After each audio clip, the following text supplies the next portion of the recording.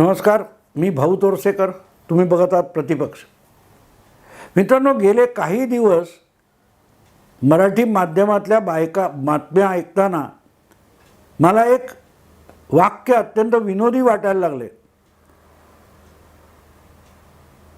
विधानसभेचे अध्यक्ष राहुल नार्वेकर हे अमुक तमुक दिवशी धाडसी निर्णय घेणार. आता निर्णय एकच घ्यायचा आहे. कुठलाही निर्णय धाडसी हा नंतर ठरतो, आधी तो निर्णय कसला आहे बघायला पाहिजे. तर राहुल नार्वेकर यांच्याकडे सुप्रीम कोर्टाच्या घटनापीठाने शिवसेनेचे फुटलेले किंवा बाजूला राहिलेले जे कोणी आमदार आहेत, दोन गटात विभागले गेलेले, त्यांच्या पात्रता अपात्रतेचा विषय घटनापीठाने राहुल नार्वेकर यांच्याकडे न्याय निवाड्यासाठी सोपवलेला आहे. त्यामुळे ते निर्णय घेणार तो धाडसी आहे का हे कोणी ठरवायचं. आणि धाडस कशाला म्हणायचं? धाडस या शब्दाचा अर्थ तरी धाडसी निर्णय हे शब्द रोज वापरणाऱ्यांना कळतो का? धाडस त्याला म्हणतात की जे अपेक्षित आणि चाकोरीतलं आहे त्यापेक्षा वेगळा निर्णय किंवा त्यापेक्षा वेगळं काही करणं म्हणजे धाडसी असतं. आता लक्षात घ्या, ही राहुल नार्वेकर हे महाराष्ट्र विधानसभेचे अध्यक्ष आहेत आणि ते भारतीय जनता पक्षाचे मूळ आमदार म्हणून निवडून आलेले आहेत. आणि त्यामुळे ते झुकतं माप हे भाजपलाच देतील आणि भाजप याचा अर्थ आपोआपच शिंदे, फडणवीस, अजितदादा यांच्या सरकारला झुकतं माप देतील. इतकी गोष्ट सरळ आहे. आजपर्यंत देशाच्या सगळ्या विधानसभांमध्ये किंवा संसदीय लोकशाहीच्या लोकसभेच्या किंवा कुठल्याही संसदेतल्या सभापतीने ज्या पक्षातर्फे तो सत्तेत आलेला आहे, निवडून आलेला आहे, त्याला गुंडाळून किंवा त्याच्या विरोधात जाऊन निर्णय दिलेला नाही.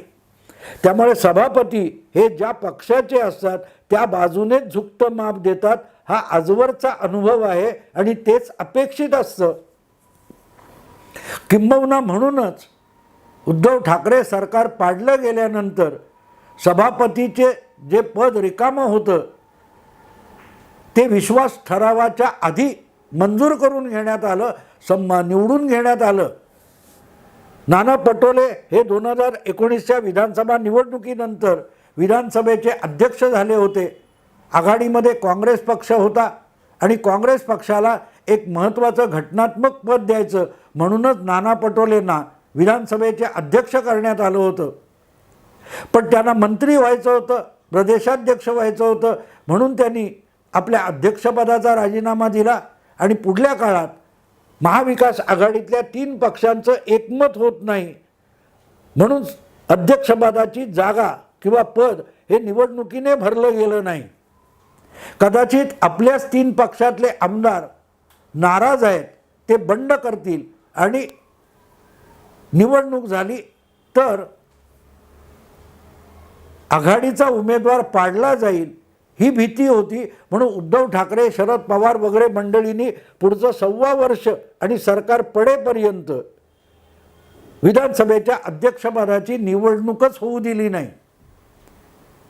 अगदी भगतसिंग कोश्यारी राज्यपाल होते, त्यांनी 1-2दा मुख्यमंत्री उद्धव ठाकरे यांना पत्र पाठवलं होतं की विधानसभेच्या अध्यक्षपदाची जागा रिकामी आहे, ती भरून घ्या. तर त्यांना तुम्ही आम्हाला शहाणपण शिकवू नका अशी उर्मट उत्तरं दिली गेली होती. पण मुद्दा असा आहे मित्रांनो, त्यामुळे ती जागा रिकामी राहिली आणि सरकार पडल्यानंतर ती जागा सगळ्यात पहिल्यांदा फडणवीस आणि शिंदे सरकारने भरून घेतली. बाकीची मंत्रिपदं मागण्यापेक्षा भारतीय जनता पक्षाने अतिशय महत्त्वाचं ठरणारं असं अध्यक्षपद आपल्याकडे घेतलं. त्यासाठी राहुल नार्वेकर या कायदे पंडिताचा उमेदवार केलं. तिथेच सगळं राजकारण बदलून गेलं होतं पात्रता अपात्रता या विषयाचं. याची चर्चा फारशी झाली नाही.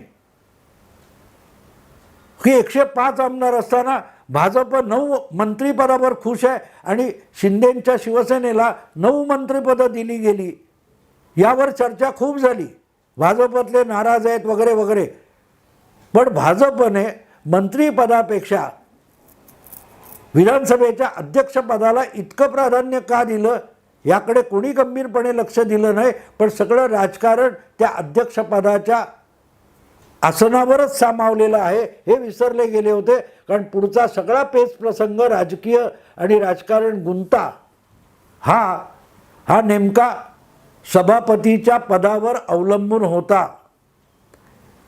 कोणालाही निलंबित करणं, कोणालाही अपात्र ठरवणं याचा अधिकार घटनेने आणि पक्षांतर कायद्याने आणि 10व्या परिशिष्टाने सभापतीला दिल्यानंतर गेल्या जवळजवळ 2 दशकामध्ये वैधानिक राजकारणामध्ये सभापतीच्या पदाला फार मोठं राजकीय महत्त्व आलेलं आहे. नाहीतर निवृत्त करायचं याच हेतूने कोणाला तरी सभापती केलं जायचं ज्याला मंत्रिपद दिलं जात नाही, असाच यापूर्वीचा अनुभव होता.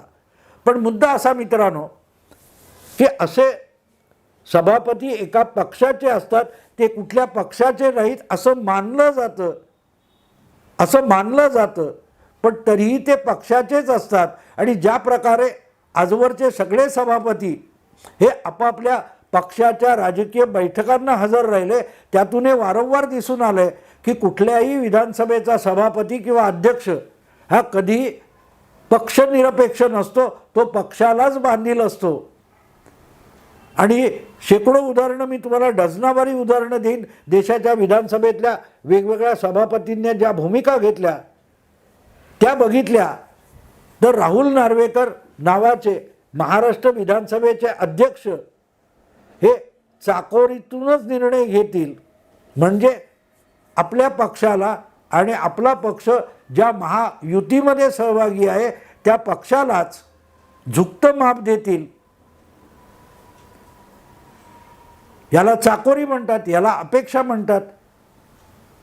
आणि जर त्यांना धाडस करायचं असेल तर या अपेक्षेच्या बाहेर, या चाकोरीच्या बाहेर जाऊन निर्णय घ्यावा लागेल. आणि ती चाकोरी काय असू शकते तर ज्या फडणवीस आणि शिंदे मुख्यमंत्री आणि उपमुख्यमंत्री यांनी राहुल नार्वेकर यांना पहिल्यांदाच विधानसभेचे सदस्य झाले असताना सुद्धा अध्यक्ष केले, त्यांच्या विरोधात जाऊन निर्णय घ्यावा लागेल. आणि त्यामुळे धाडसी निर्णय हे जे काय वाक्य बोललं जातं त्याचा अर्थ असा होतो की विधानसभेचे अध्यक्ष राहुल नार्वेकर आपल्या पक्षाचा किंवा आपल्या मित्र पक्षाचा घात करणाराही निर्णय घेऊ शकतील. आणि म्हणून तो धाडसी असेल.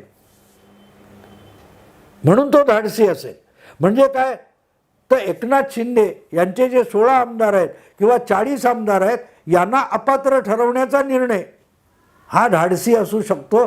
कारण तो स्वपक्षाला किंवा स्वतःचा पक्ष सहभागी आहे अशा युतीला दिलेला धक्का असेल. आजपर्यंत तरी देशातल्या कुठच्याही विधानसभेच्या अध्यक्षाने अशा प्रकारे स्वपक्षाला धक्का देणाऱ्या निर्णय किंवा भूमिका घेतलेली नाही. आणि म्हणून मग विचार करायला लागतो की धाडसी निर्णय म्हणजे काय असू शकतो. स्वतः राहुल नार्वेकर यांनी कुठेही वक्तव्य करताना आपण योग्य निर्णय देऊ, न्याय करू असं म्हटलेलं आहे. पण आपण धाडसी निर्णय घेणार असं कुठेही म्हटलेलं नाही.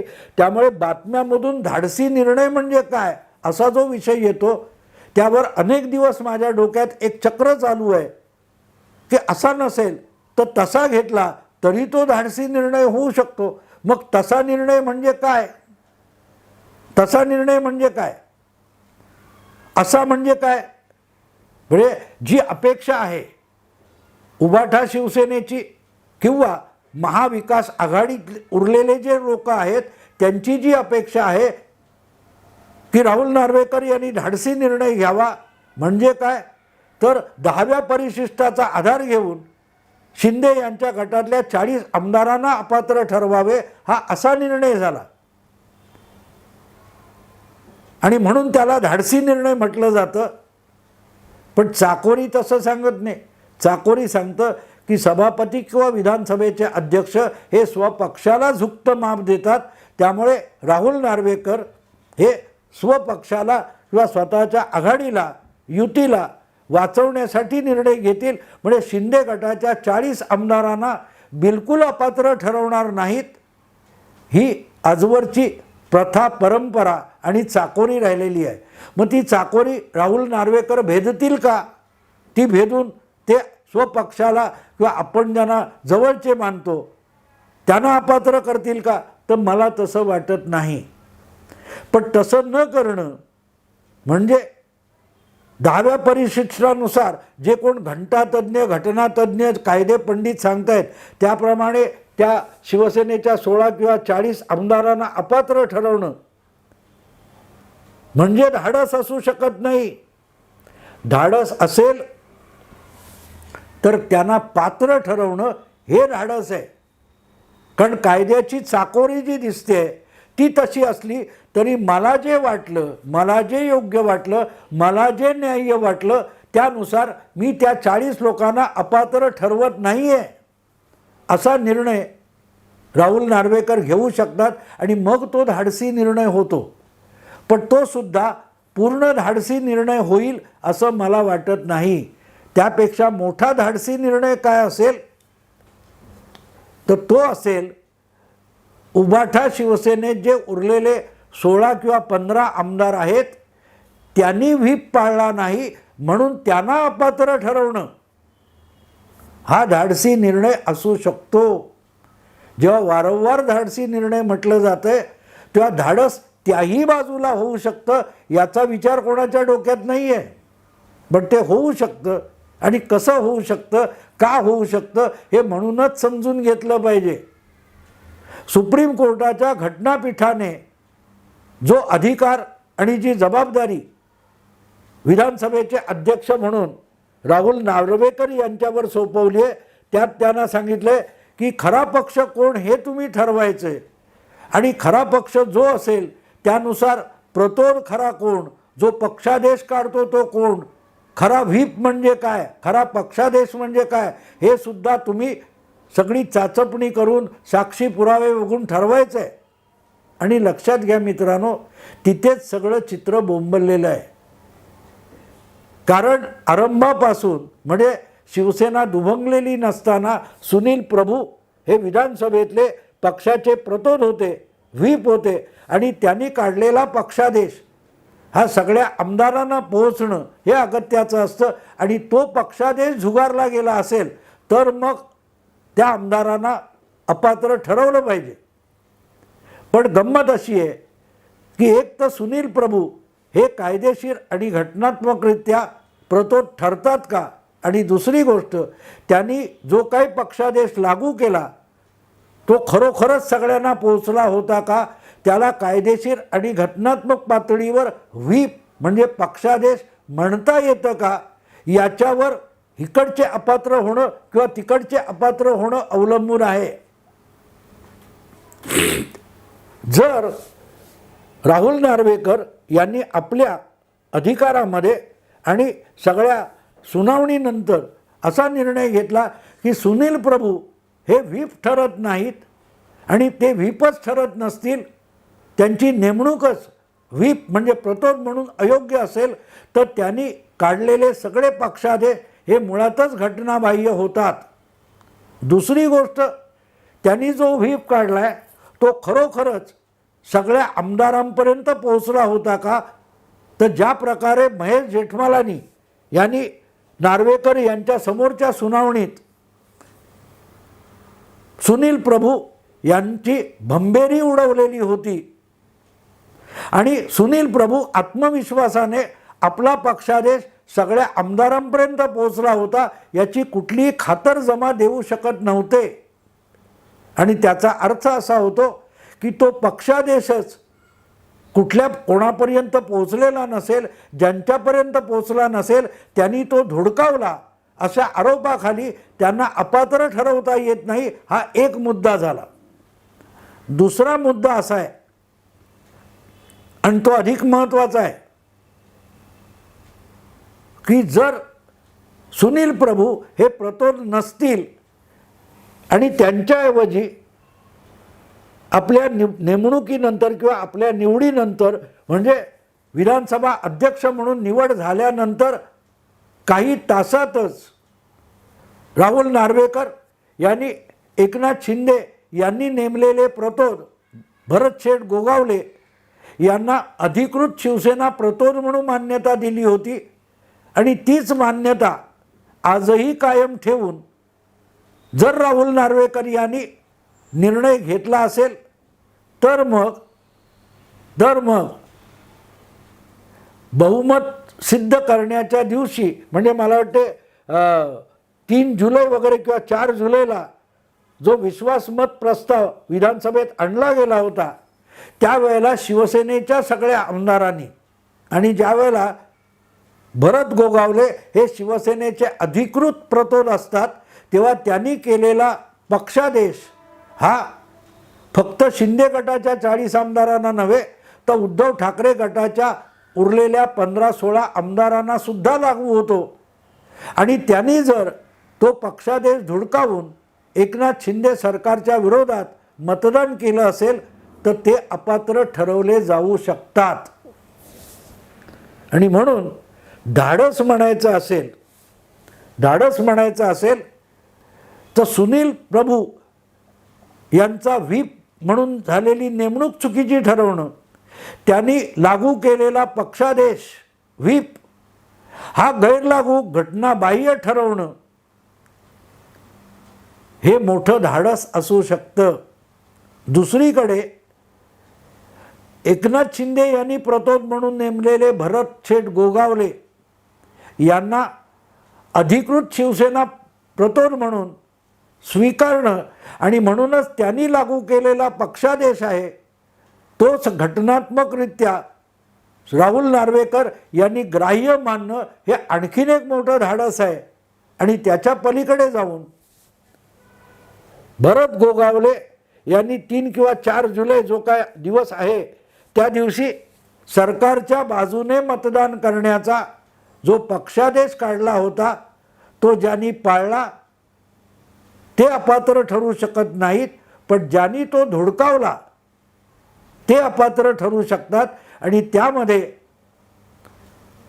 भास्कर जाधव, आदित्य ठाकरे, खुद्द सुनील प्रभू इत्यादी 15-16 आमदारांचा समावेश होतो, ज्यातून तुम्ही त्या ऋतुजा लडके यांना वगळू शकता कारण त्यांची निवडणूक व्हायची शिल्लक होती.